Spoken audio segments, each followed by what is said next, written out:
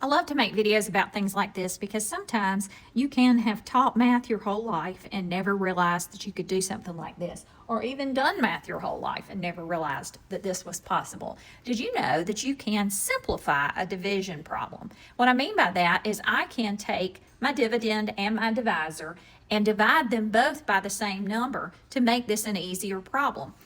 A two-digit divisor is sometimes hard for people to work with.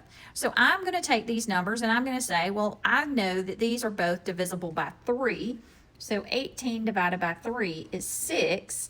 918 divided by 3, well, 900 divided by 3 is 300, and 18 divided by 3 is 6, so that would be 306. Now, this is definitely an easier problem already, but you can even go further. I know these are both even numbers, so I can divide them both by 2. 6 divided by 2 is 3. 306, if I take half of that, half of 300 is 150. Half of 6 is 3.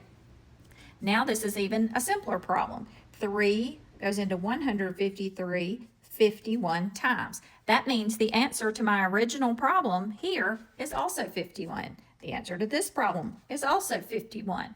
Now, why does that work? Because a division problem can also be written as a fraction, or we can think of a fraction as a division problem. We can simplify a fraction by dividing the numerator and denominator by the same number.